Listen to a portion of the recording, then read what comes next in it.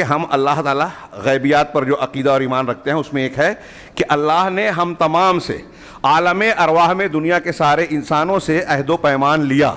یہ حق ہے, ہم اس پر ایمان لاتے ہیں. کیوں ایمان لاتے ہیں؟ اس لیے کہ قرآن و حدیث میں اس کا تذکرہ اور وضاحت ہے. اس کو نہ ماننا قرآن و حدیث کا انکار کرنا ہے. کچھ لوگ اس کی تعویل کرتے ہیں عقلی بنیادوں پر, وہ علمی مقام, علمی بحث, علمی مقام پر. فی الحال ہم آیت کا جو بنیادی موضوع اور فہوا ہے, مقصود ہے, وہ اس پر نظر ڈالیں کہ اللہ نے فرمایا کہ جب تمہارے پروردگار نے آدم کے بیٹوں کی پیٹھوں سے, پشت سے ان کی اولاد کو اخذ کیا, نکالا. روایتوں میں اس کی تشریح یہاں جمع ہے. روایت میں واحد ہے کہ اللہ تبارک و تعالیٰ نے آدم کی پیٹھ پر ہاتھ پھیرا اور تمام ارواح جو پیدا ہونے والی ہے ان کو نکالا. سب سے پھر سوال کیا, وَأَشْهَدَهُمْ عَلَىٰ أَنفُسِهِمْ, سب کو ان کے اپنے نفس پر گواہ بنایا اور پوچھا أَلَسْتُ بِرَبِّكُمْ, سوال پر غور کیجئے, کیا میں تمہارا رب نہیں ہوں؟ رب, ہم توحید کی 3 قسمیں پڑھتے ہیں, ایک ربوبیت, پھر اس کے بعد الوہیت, پھر اس کے بعد اسماء و صفات.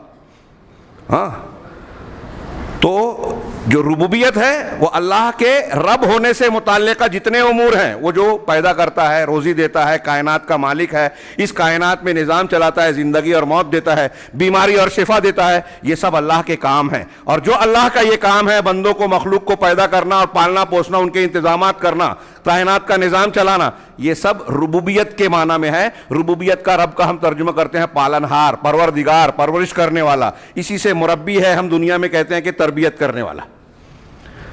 تو اللہ تبارک و تعالیٰ رب ہے. اور سوال کیا سب کو نکال کر, الست بربکم, کیا میں تمہارا رب نہیں ہوں؟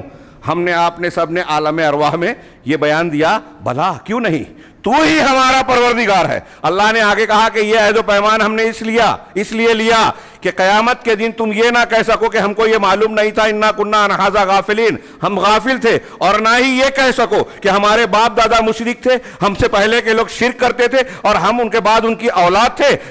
بیٹا اپنے باپ دادا اور پرکھوں کے طریقے پہ چلتا ہے, ان کا دین مذہب اختیار کرتا ہے, لہذا باپ دادا نے شرک کیا تو ان کے بعد ہم نے بھی شرک کیا. ان باطل پرستوں کے گناہ کی وجہ سے تو ہمیں تباہ کرے گا کیا, ہمیں عذاب دے گا؟ افتہلکنا بما فعل المبطلون. قیامت کے دن یہ نہیں کہہ سکتے. اس آیت کے پر غور کیجئے. اس آیت کی روشنی میں وہ علماء اور وہ اس مسلک کے لوگ جو تقلید کے قائل ہیں دین میں, وہ بھی کہتے ہیں کہ عقیدے کے باب میں, اللہ تعالیٰ کو ماننے کے باب میں تقلید نہیں چلے گی کہ باپ دادا یہ کہتے تھے, فلاں کا یہ مسلک تھا, یا فلاں بہت بڑے امام تھے تو میں نے ان کی بات مان لی. تقلید نہیں چل. یہ مقلدین کے یہاں بھی لکھا ہوا ہے کتابوں میں کہ عقیدے میں تقلید نہیں چلے گی. یعنی وہ اس میں غیر مقلد الزامن ہم کو کہتے ہیں, میں پلٹ کے کہہ رہا ہوں, عقیدے میں تقلید نہیں چلے گی کیونکہ قرآن کہہ رہا ہے قیامت کے دن کوئی یہ نہیں کہہ سکتا باپ دادا کے طریقے پہ چلا, اور یہ بھی نہیں کہہ سکتا کہ مجھے معلوم نہیں تھا. اس آیت سے ٹکڑے سے میں یہ بتانا چاہ رہا ہوں اللہ کی معرفت کے باب میں, اللہ پر ایمان اور توحید کے باب میں, کہ اللہ کی اتنی معرفت حاصل کرنا کہ ہم پروردگار کو پہچانے اور اس کا حق جانے کہ وہ وحدہ لا شریک ہے, وہی اکیلا عبادت کے لائق ہے, اس کے جیسا کوئی نہیں. اتنا جاننا ہر انسان کا فرض ہے, وہ دنیا کے کسی بھی خطے اور حصے میں پیدا ہوا ہو, کسی بڑے سے بڑے شہر میں یا کسی جنگل اور دیہات میں, اس کو یہ جاننا ضروری ہے. اور اللہ تبارک و تعالیٰ نے جب اس سے عہد و پیمان لیا تو نتیجے کے طور پر دنیا میں جب کوئی بچہ پیدا ہوتا ہے نا, تو اس کا اثر اس کے دل و دماغ میں, ہمیں یاد نہیں ہے, جیسے ہمیں یہ یاد نہیں ہے کہ ہم ماں کے پیٹ میں تھے. آپ اور ہم سب ماں کے پیٹ سے پیدا ہوئے, لیکن کسی کو یاد ہے کہ ماں کے پیٹ میں کسی دن آپ کو کھانسی چھینک آئی تھی, سردی بخار ہو گیا تھا, کوئی اور معاملہ ہوا تھا؟ یاد ہے اس پیریڈ کی کوئی بات؟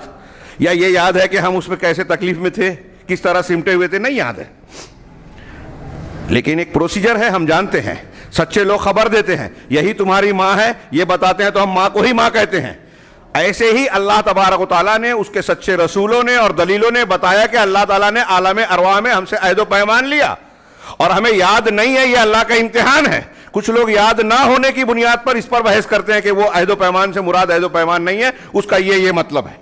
وہ یہ مطلب بھی ہے کہ انسان دنیا میں اتنا شعور رکھتا ہے, یہ سبھی مانتے ہیں کہ ہر انسان کے دل میں, وہ ہندو گھر میں پیدا ہو, عیسائی گھر میں پیدا ہوا ہو, یہودی گھر میں پیدا ہوا, جین ہو, بدھ ہو, یا کسی جنگل بیابان میں جس کو ہم تصور کرتے ہیں کہ علم اور تہذیب سے دور ہیں، کسی بھی گھر میں پیدا ہوا، اس کے دل میں جب وہ پیدا ہوتا ہے تو پیدا کرنے والے کا شعور، علم، معرفت کسی نہ کسی قدر موجود ہوتی ہے۔ یہی وجہ ہے کہ دنیا کا کوئی بھی مشرک جب شرک کرتا ہے نا تو وہ شرک اس کے دل میں کھٹکتا ضرور ہے۔ پوچھ لیجئے آپ ان لوگوں سے جو شرک کرتے تھے، توبہ کر کے مسلمان ہو گئے، یا مسلمانوں میں کچھ لوگ تھے جو شرکیہ اعمال کرتے تھے اس کے بعد توحید پر آ گئے، ان سے پوچھئے کہ جب وہ شرک کرتے تھے تو دل میں بے اطمینانی، کچھ سوالات کا اٹھنا یقینی فطری بات ہے۔ کیوں؟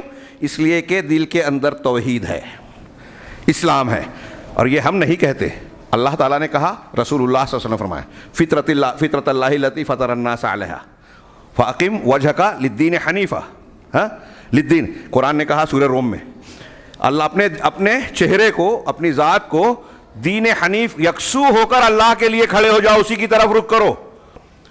یہ وہ دین ہے، فطرت اللہ التی فطر الناس علیہا، یہ وہ اللہ کی فطرت ہے جس پر اللہ نے لوگوں کو پیدا کیا، لا تبدیل لخلق اللہ، اللہ کی تخلیق میں کوئی تبدیلی نہ کرو، لا تبدیلہ بمعنی لا تبدلو ہے، اہل تفسیر سے کی طرف رجوع کیا جا سکتا ہے، مصدر کو فعل کے معنی میں استعمال کیا، لا تبدلو یعنی اللہ نے تم کو جس مقصد سے پیدا کیا ہے اس مقصد کو چینج مت کرو، توحید پر پیدا کیا، یہ فطرت ہے، اس کو بدلو نہیں کہ شرک کرنے لگو۔